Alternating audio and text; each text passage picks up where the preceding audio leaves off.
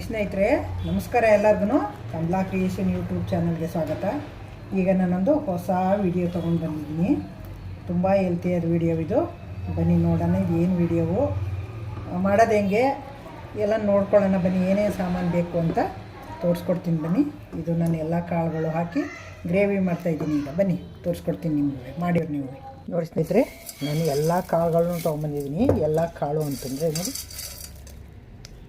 ಕಡಲೆಕಾಳು, ಬಿಳಿ ಕಡಲೆಕಾಳು, ಕೆಂಪು ಕಡಲೆಕಾಳು, ಕಡಲೆಕಾಯಿ ಬೀಜ, ಹೆಸರು ಕಾಳು, ತಡ್ನಿಕಾಳು, ಮತ್ತು ಹುಳ್ಳಿಬೇಳೆ, ಇದು ಬೀನಿಸ್ ಬೀಜ, ಇದು ಇನ್ನೊಂದು ಕಡ್ಕತ್ತವರೆ ಅಂತ ಬರುತ್ತೆ ನೋಡಿ. ಇದು ಇದು ನೋಡಿ, ಎಲ್ಲ ಬೀಜನೂ ನೆನೆಸ್ತಾ ಇದ್ದೀನಿ.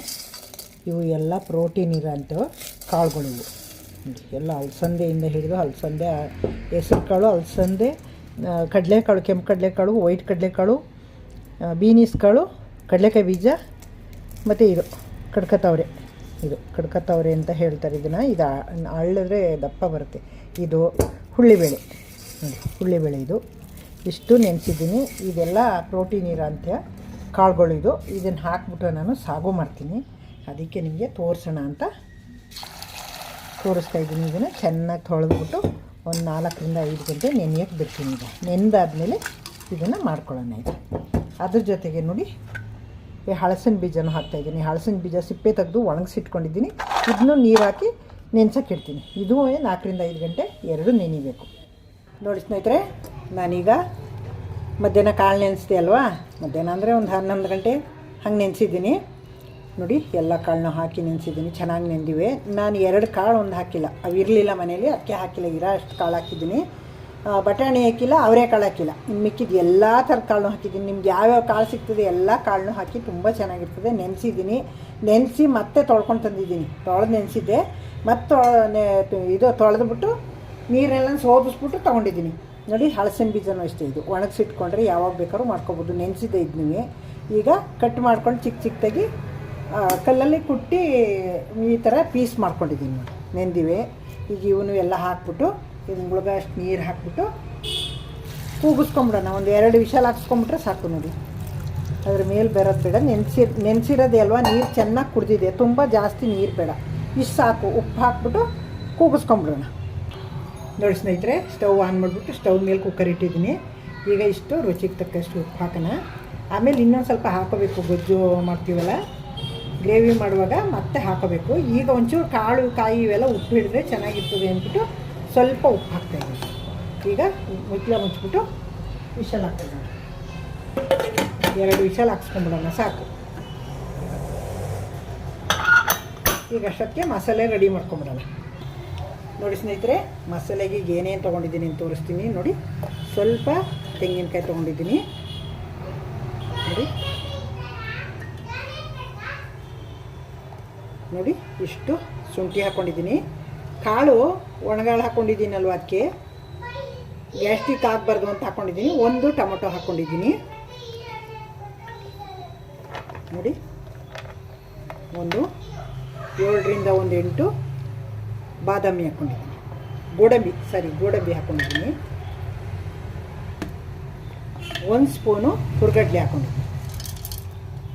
8 ಗೋಡಂಬಿ, 1 ಸ್ಪೂನು ಹುರ್ಗಡ್ಲೆ, 1 ಟೊಮೊಟೊ ನೋಡಿ, 1 ಗೆಡ್ಡೆ ಬೆಳ್ಳುಳ್ಳಿನ ಬಿಡಿಸಿ ಕಟ್ ಮಾಡ್ಕೊಂಡಿದ್ದೀನಿ. ಅದರಲ್ಲಿ ಅರ್ಧ ಹಾಕ್ತಾಯಿದ್ದೀನಿ, ಇನ್ನು ಅರ್ಧ ಒಗ್ಗರಣೆಗೆ ಇಟ್ಕೊತೀನಿ ನೋಡಿ.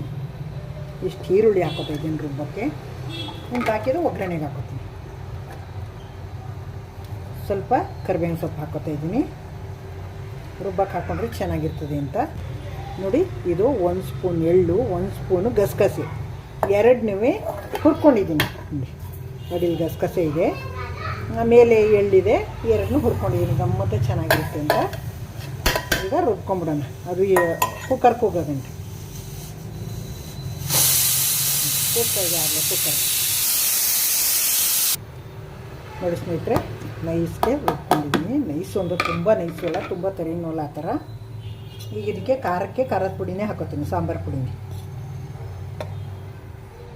ನೋಡಿ. ಈ ಥರ ನಮಗೆ ಖಾರಕ್ಕೆ ಎಷ್ಟು ಬೇಕೋ ಅಷ್ಟು ನೋಡಿ ನಾವು ಖಾರ ಹಾಕೋಬೇಕು. ಸ್ವಲ್ಪ ಒಂದು ಅರ್ಧ ಸ್ಪೂನಷ್ಟು ಅಚ್ಚ ಖಾರದ ಪುಡಿನೂ ಹಾಕ್ಕೊಂಡಿದ್ದೀನಿ. ಇದು ಬೇಳೆ ಸಾಂಬಾರು ಪುಡಿನೇ ನಾನು ಹಾಕ್ಕೊಂಡಿರೋದು. ನೋಡಿ ಸ್ನೇಹಿತರೆ, ಬಿಸಿ ಬಿಸಿ ರೊಟ್ಟಿ ರೆಡಿ ಆಯಿತು, ಸಾಗು ರೆಡಿ ಆಯಿತು. ನೋಡಿ ಸುಟ್ಟು ಹೋಗ್ತವೆ.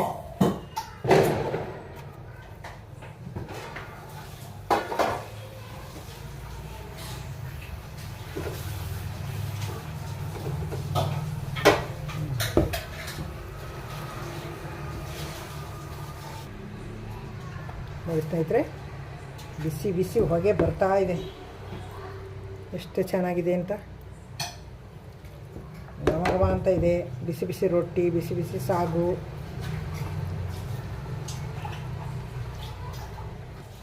ಸರ್ವ್ ಮಾಡಿದ್ದೀನಿ ಈಗ.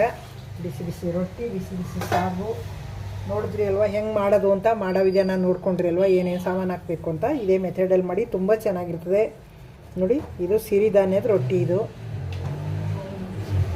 ಜೋಳ ಎಲ್ಲ ಹಾಕಿ ಮಾಡಿಸಿರ್ತೀವಿ. ನೋಡಿ, ಹಾಕ್ಕೊಂಡು ತಿಂತಾಯಿದ್ರೆ ಎಷ್ಟು ಚೆನ್ನಾಗಿರ್ತದೆ ಗೊತ್ತಾ? ಬಾಯಲ್ಲಿ ನೀರು ಬರ್ತಾಯಿದೆ. ಬೇಗ ತಿಂದ್ಬಿಟ್ಟು ಟೇಸ್ಟ್ ಮಾಡಿ ನೋಡಿ ಹೇಳ್ತೀನಿ. ನಿಮ್ಮನೇಲೂ ಮಾಡಿಬಿಟ್ಟು ಟೇಸ್ಟ್ ಹೆಂಗೆ ಬಂತು ಅಂತ ಹೇಳಿ ನನಗೆ ಕಮೆಂಟ್ ಹಾಕಿ. ದಯವಿಟ್ಟು ಹೊಸಬ್ರು ನೋಡ್ತಾಯಿದ್ರೆ ನನ್ನ ಚಾನಲ್ಗೆ ಸಬ್ಸ್ಕ್ರೈಬ್ ನೋಡಿ. ಹಳಬರಿಗೆ ಈ ವಿಡಿಯೋ ಇಷ್ಟ ಆಗಿದರೆ ಲೈಕ್ ಮಾಡಿ, ಶೇರ್ ಮಾಡಿ, ಕಮೆಂಟ್ ಮಾಡೋದು ಮರಿಬೇಡಿ. Thank you. ನೆಕ್ಸ್ಟ್ ಇನ್ನೊಂದು ಸೂಪರ್ ವಿಡಿಯೋ ಜೊತೆಗೆ ಬರ್ತೀನಿ. ಕಮೆಂಟ್ ಹಾಕೋದಂತೂ ಮರಿಬೇಡಿ.